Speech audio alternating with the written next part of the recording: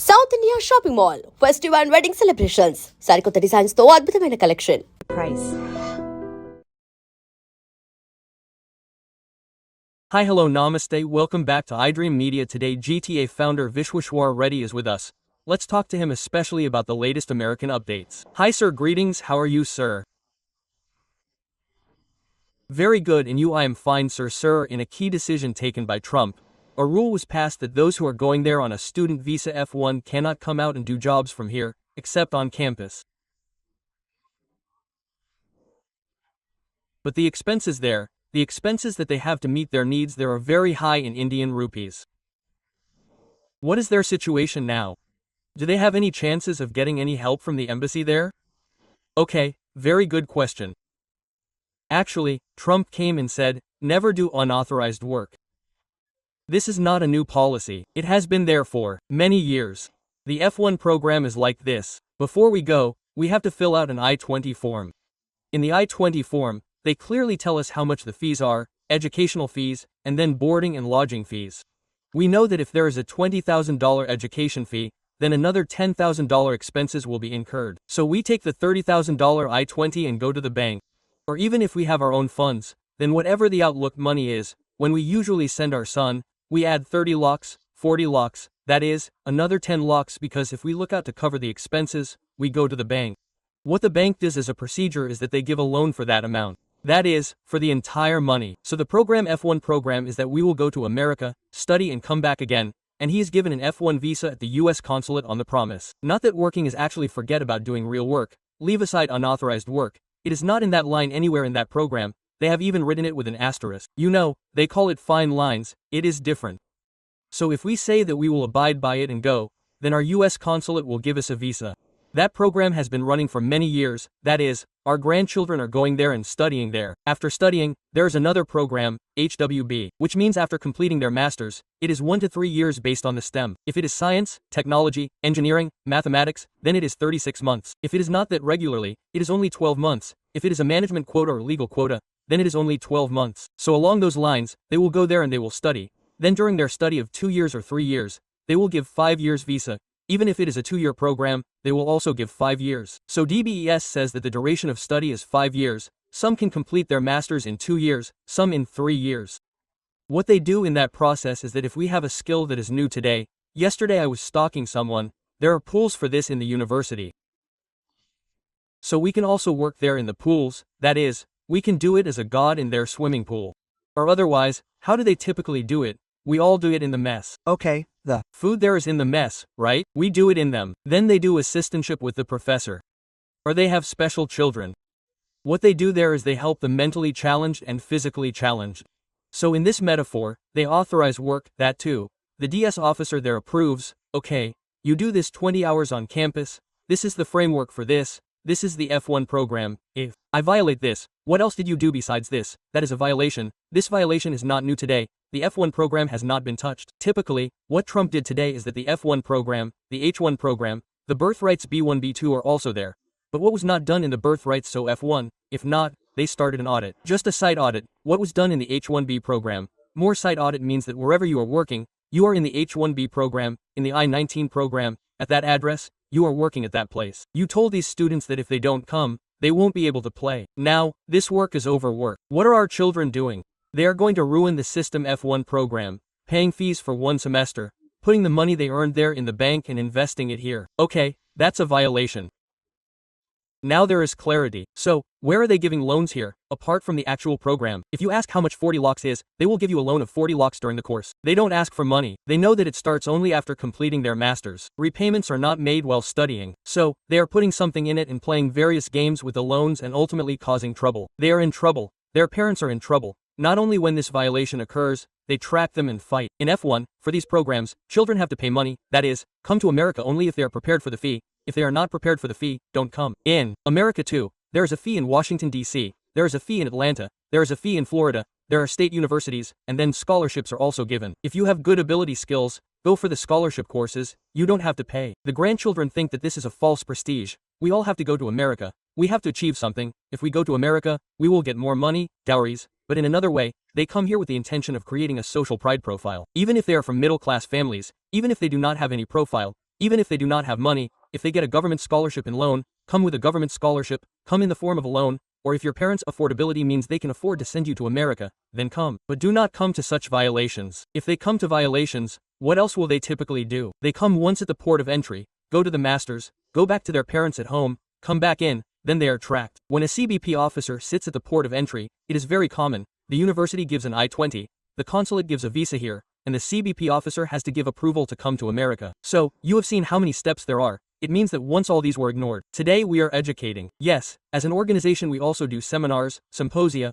Okay, these are the quality line items you need to follow. If you can't follow, then you have to come back. If you follow, you are the welcoming. Now been there for many years. We have learned in these years. If you follow all the lines, you get the green card, you get the citizenship. I mean, typically immigration is very good. America is the very democratic country.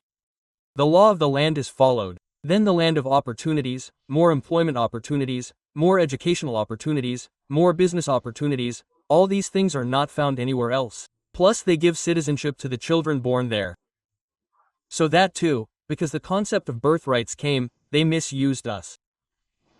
If we give birthrights, you have done birth tourism.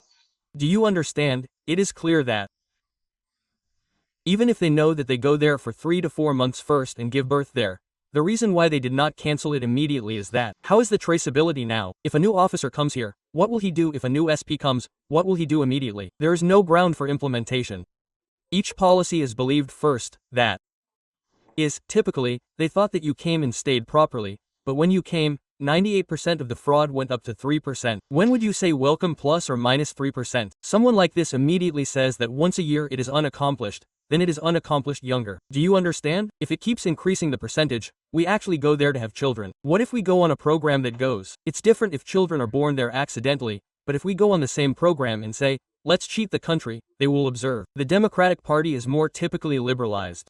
It is rigid. The Republican Party is more nation first, the rightist wing of the country.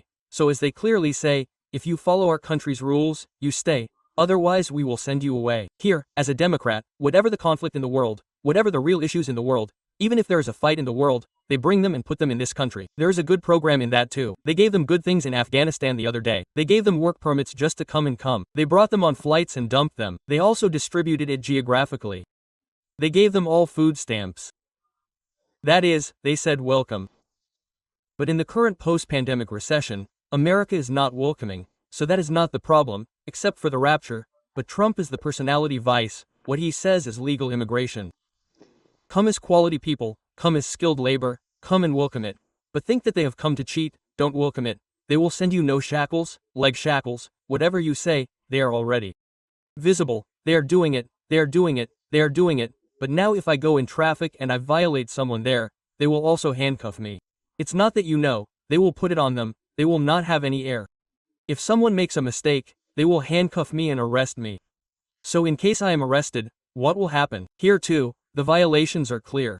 Earlier, the law of the land was not completely known, but now it is well known, so this law of the land should be followed. We have law firms, non-profit organizations, and we want to educate them. Now we have gone ahead and want them to come 25 years ago. We want to utilize that program. You should also settle there because the generation will move on. The new generation is marching towards America and wants to welcome everyone. They should also come and study hard. When I was talking to them, I said, why go and work at a gas station for $10 or $12? If you study hard and show your ability, a $100,000 job is ready for you. Just focus on that $100,000 because you want to go and live in fear doing such work. So most recently, what's happening is that a parent called me and said that we get requests from all these immigration law enforcement officers every day, and they come to the office too. They say, my son, go and work there. What should I do? I said, you should stop.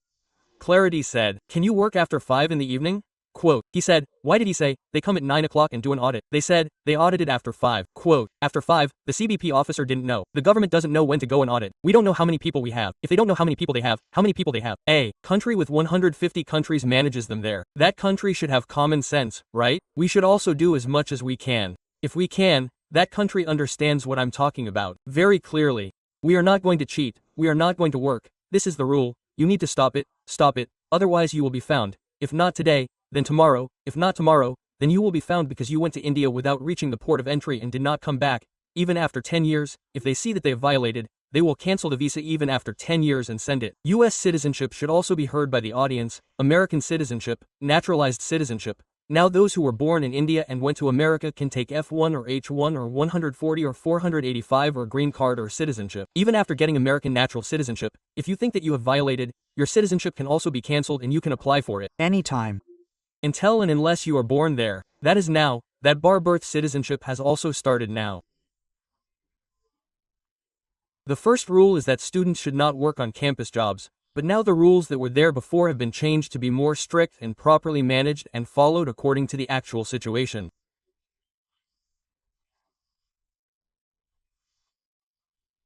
At the same time, if anyone seems to be there illegally, whether it is your family members or friends, it is not right to be there at this time, and if you want more guidance and information about it, you can contact people like you.